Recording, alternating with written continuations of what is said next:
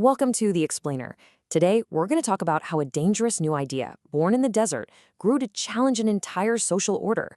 We're going to use a historical novel and an epic film script as our guides to really unpack the story of its dramatic beginnings.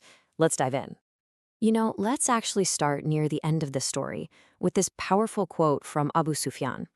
He was a major leader in Mecca, and he said this as he watched the triumph of a movement he had spent years trying to destroy. And his words, they just perfectly set up our big question. How did a small, persecuted group achieve a victory, not of force, but of hearts? Right, so to really get that victory, we first have to understand the world it was born into. Before this new message, there was the old Mecca, a city built on a really complex foundation of trade, tribal loyalty, and a very different set of beliefs. And wow, this slide lays out the conflict perfectly, doesn't it? This wasn't just some, theological debate. It was a clash of two totally opposed ways of seeing the world. On one side, you've got the established order of Mecca with its hundreds of gods reinforcing a super rigid social structure. And on the other, you have this revolutionary new message that wanted to turn everything upside down. One God, human equality, social responsibility, and dignity for the most vulnerable. Okay, so here's the absolute game changer. The most dangerous idea wasn't just about God. It was this concept of radical equality. In a society where your tribe and your status meant everything, the idea that a slave could be equal to his master, that wasn't just talk. That was a direct threat to the entire economic and power structure of Mecca. Ideas are one thing, but the real story, the one that matters, is always about the people who dare to believe in them and the incredible price they paid. We see this so clearly when we zoom in on one family's story drawn from the historical novel The True Promise. So let's meet Yasser. Now, he was a man from Yemen who had settled in Mecca, but he didn't have the protection of a powerful clan, which was a big deal. He, his wife Sumaya, and their son Ammar were some of the very first to embrace this new faith. For them, this choice was about so much more than belief. It was about finding a new home, a new identity. So you have to ask, why risk everything? Well, the sources suggest they found something in this message that their everyday life just couldn't give them. A promise of dignity, of worth. It was a spiritual and a social awakening, all wrapped up in one. But in the eyes of Mecca's elite, this wasn't an act of faith. Oh no. This was an act of rebellion. And their conversion quickly drew the attention of one of the most powerful and, frankly, most hostile leaders in the city, a wealthy merchant named Abu Jahl. The confrontation was swift, and it was public. According to The True Promise, Abu Jahl was making it crystal clear that believing in this new faith, especially if you didn't have a powerful tribe to back you up, was an act of defiance that would not be tolerated. The lines were being drawn in the sand. What happened next? It's just brutal. The cruelty they faced was staggering. As the sources describe it, their punishment was designed to be a public spectacle, a terrifying warning to anyone else who might even think about converting.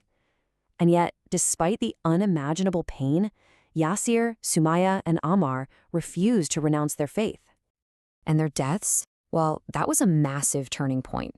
This wasn't a philosophical debate anymore. The persecution had transformed the movement into a struggle for survival. And in their sacrifice, it found this unshakable, defiant resolve that would go on to inspire countless others. But here's the amazing paradox. Far from crushing the new belief, all that brutality, it actually galvanized it. The suffering of the first believers became this powerful testament to their convictions, and the idea began to spread far beyond the walls of Mecca. We see this happen in The Message, when a group of early followers has to flee for their lives to the Christian kingdom of Abyssinia. This quote is from their spokesman, Ja'far, as he explains their beliefs to the king. You can hear it, right? He's framing their faith not as some political rebellion, but as a return to a higher moral standard, a call for justice, truth, and compassion. And from there, things just start to accelerate. First, we see them as refugees just trying to find safety in Abyssinia. Then, in this huge moment called the Hijra, the entire community migrates to the city of Medina. And there, they're not just refugees anymore. They're building a community, a new social and political base. And it's from that new position of strength that they finally prove they can defend themselves, winning a shocking victory at the Battle of Badr against a Meccan army 3 times their size. They were no longer just survivors. They were a force to be reckoned with. And what's so incredible is that even with this newfound strength, the movement operated by a completely different set of rules. As you see in the film, these were the instructions for battle.